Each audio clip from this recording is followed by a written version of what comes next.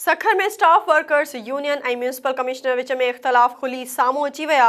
Union अॻवान municipal commissioner जी corruption जो अछो चिठो जारी करे छॾियो। करप्शन ख़िलाफ़ शिकायतुनि जा अंबार लॻाए आला इख़्तियारनि खां नोटिस वठण जी घुर कई आहे। SS न्यूज़ जे रिपोर्टर अब्दुल गफूर शेख मूजिबि सखर म्यूनिसिपल कॉर्पोरेशन जे म्यूनिसिपल कमिश्नर मोहम्मद अली शेख ऐं स्टाफ वर्कर्स यूनियन जे अॻवाननि में इख़्तिलाफ़ चोट चढ़ी विया। Staff workers union municipal corporation पारां म्यूनिसिपल कमिश्नर मोहम्मद अली शेख तरफ़ां गैर कानूनी मुक़ररी ऐं मुलाज़मनि सां कयल ज़ियादतुनि ख़िलाफ़ जारी एहतजाजी तहरीक जे सिलसिले में यूनियन जे सेक्रेटरी मोहम्मद आसिफ ख़ान पंहिंजे साथियुनि सां गॾिजी घंटाघर चौक ते एहतजाजी मुज़ाहिरो कयो। हुननि इल्ज़ाम लगायो आहे त म्यूनिसिपल कमिश्नर मोहम्मद अली शेख जी गैर कानूनी मुक़ररी बाद म्यूनिसिपल मुलाज़मनि सां ज़ुल्म ऐं ज़ियादतियूं अरूज ते पहुची वियूं आहिनि। मुलाज़मनि खे पघारुनि जी मद में अदायगियूं करण बजाए मनपसंद ठेकेदारनि खे नवाज़ियो पियो वञे। नोटिस वठी खेसि फ़ौरी तौरु हटायो वञे।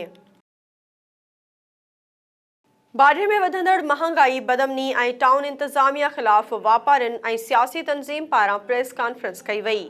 SS न्यूज़ जे रिपोर्टर अली असगर ढकण मूजिबि chamber of commerce J senior अॻवान सिकंदर कांधड़ो ऐं JDA सां लाॻापियल सराई ग़ुलाम मोहम्मद पंवर ऐं सरदार लियाकत कुंभर चयो त बरसातुनि खां पोइ हिक तरफ़ माण्हू बेघर थी विया आहिनि त ॿिए तरफ़ मुनाफ़ेख़ोर वापारियुनि हिक हठी क़ाइमु करे छॾी आहे। हुननि चयो त टाउन जे ऑफिसरनि खे घुर्जे त बाढ़े जे मेन बाज़ारुनि ऐं घेटनि जा ड्रहियल क्रॉस ठहिराए ॾिना वञनि। शहर में हलंदड़ मंशियात ऐं जुआ जे अॾनि खे बंदि करायो वञे। कोटड़ी साइट में वधंदड़ बदमनी ख़िलाफ़ पाकिस्तान नौजवान तहरीक पारां बबर स्टॉप ते एहतजाजी मुज़ाहिरो कयो वियो।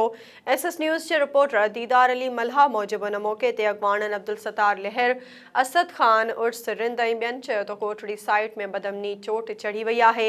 चोरियूं, फुरूं ऐं धाड़ा रोज़ जो मामूल बणियल आहिनि। पुलिस सिर्फ़ भत्तो वसूल करण में पूरी आहे। हुननि DIG हैदराबाद ऐं SSP ॼामशोरो खां मुतालबो कंदे चयो त वधंदड़ बदमनी ते फ़ौरी तौरु ज़ाब्तो आंदो वञे। मीरपुर माथिल वेझो ॻोठ अलह ॾिनो मेतलो जो प्राइमरी स्कूल बुनियादी सहूलतुनि खां महरूम। शागिर्दनि ऐं ॻोठाणनि पारां बुनियादी सहूलतूं ॾियण जो मुतालबो कयो वियो। SS न्यूज़ जे रिपोर्टर माशूक छिजण मूजिबि ॻोठ अलह ॾिनो मेतलो जो बॉयज़ प्राइमरी स्कूल बुनियादी सहूलतुनि खां महरूम आहे। ॻोठाणनि कामरेड मोहम्मद अकरम मेतलो, अलह रखियो मेतलो, स्कूल जे उस्ताद मेराज कोलाची ऐं शागिर्दनि चयो त स्कूल बिल्डिंग समेत फर्नीचर ऐं किताबनि तोड़े बाथरूम खां महरूम आहे। स्कूल में सिर्फ़ उस्ताद मुक़रर थियल आहिनि, जंहिं करे ॿारनि खे तालीम पिराइण में तकलीफ़ूं पेश अचनि थियूं। हुननि चूंडियल नुमाइंदनि तोड़े तालीम खाते जे ऑफिसरनि खां मुतालबो कयो त प्राइमरी स्कूल खे बुनियादी सहूलतूं ॾेई वधीक उस्ताद मुक़रर कया वञनि। फैज़गंज जे ॻोठाणनि पुलिस जे आज़ार ख़िलाफ़ एहतजाजी मुज़ाहिरो करे नारेबाज़ी कई। SS न्यूज़ जे रिपोर्टर रफ़ीक सूमरो मूजिबि ॻोठ मोहम्मद बख्श चांग, वासन शबीर चांग ऐं कलंदर बख्श चांग जी अॻवानी में पुलिस जी मुबैना ज़ियादतुनि ख़िलाफ़ एहतजाज कयो। ॻोठाणनि मूजिबि फैज़गंज पुलिस मथनि क़त्ल जे कूड़ी FIR दाख़िल कई आहे। क़त्ल थियल नौजवान मंसूर चांग जे क़त्ल खे पुलिस कारोबार बणाए छॾियो आहे। जांच जे नाले हर रोज़ ॻोठाणनि खे गिरफ़्तार करे पैसा वठी छॾे थो। नोटिस वरितो वञे। मीरपुर साकरो में मरहूम अब्दुल कादिर लाशारी जी यादि में किताबी मेलो लॻायो वियो। SS न्यूज़ जे रिपोर्टर सिकंदर शेख मूजिबि किताबी मेले जो इफ़्तिताह अॻूणे टाउन चेयरमैन इक़बाल अहमद ख़ासकेली कयो। मेले में सियासी समाजी तोड़े इलाइक़े वासियुनि वॾे अंग में शिरकत कई। अॻवाननि ॻाल्हाईंदे चयो त मरहूम अब्दुल कादिर लाशारी इलाइक़े जी अज़ीम शख़्सियत हो ऐं नियाणियुनि जी तालीम ऐं अवामी ख़िदमत में अॻभरो रहियो। वाही पांधी वेझो काछे में मलेरिया ऐं वॾी खंघि ते ज़ाब्तो न अची सघियो। हिकु ॾींहं में 4 इंसानी जानियूं ज़ाया थी वयूं। SS न्यूज़ जे रिपोर्टर ग़ुलाम नबी गुल लगारी मूजिबि ॻोठ मोहम्मद बख्श लगारी में मुरादां ज़ाल गुल लगारी फ़ौत थी वई, जॾहिं त साॻे ॻोठ में बख्शियल पुटु छुटो लगारी मलेरिया विघे फ़ौत थी वियो। ॿिए पासे काछे जे ॻोठ शफ़ी मोहम्मद लुंड में नाइला धीअ ईदन लुंड ऐं ॻोठ बखर जमाली में हवा धीअ राज़ी बखराणी मलेरिया विघे फ़ौत थी वई। हिकु ॾींहं में 4 इंसानी जानियूं ज़ाया थियण बावजूदि हिन महल ताईं सिहत खाते पारां के बि अमली उपाय न वरिता विया आहिनि। जाती लॻ यूनियन काउंसिल कोठी जे भरिसां ॻोठ अहमद कंधाई जी प्राइमरी स्कूल में ॿारड़ा कची झोपड़ीअ में खुलियल आसमान हेठि तालीम पिराइण ते मजबूर आहिनि। एसएस न्यूज़ जे रिपोर्टर मेहताब शाह मूजिबि स्कूल जे उस्ताद ऐं शागिर्दनि पकी इमारत न मिलण ख़िलाफ़ एहतिजाजी मुज़ाहिरो कयो। उन मौक़े ते हुननि चयो त स्कूल जी गुज़िरियल 5 सालनि खां पकी इमारत तबाह थी वई आहे, जंहिंजे करे ॿारनि जी तालीम मुतासिर थी रही आहे। पकी इमारत ॾिनी वञे। नवाबशाह में क़ौमी अमन कमेटी मधुर विंग पारां पाक फ़ौज जी हिमायत में रैली कढी वई। एसएस न्यूज़ जे रिपोर्टर अब्दुल अहद मेमून मूजिबि रसूल बख्श रिंद अली शाह राजती ऐं ॿियनि जी अॻवानी में रैली कढी पाक फ़ौज जी हिमायत में नारा हयां विया। अॻवाननि चयो त पाक फ़ौज लाज़वाल कुर्बानियूं ॾेई ही मुल्क हासिल कयो आहे। पाक फ़ौज ख़िलाफ़ हिकु लफ़्ज़ बि बर्दाश्त न कयो वेंदो। पनुआकिल जी सिटी पुलिस कार्रवाई करे सीपेक तां तारूं चोरी करे खणी वेंदड़ 3 चोरनि खे तारुनि सूधो गिरफ़्तार करे वरितो।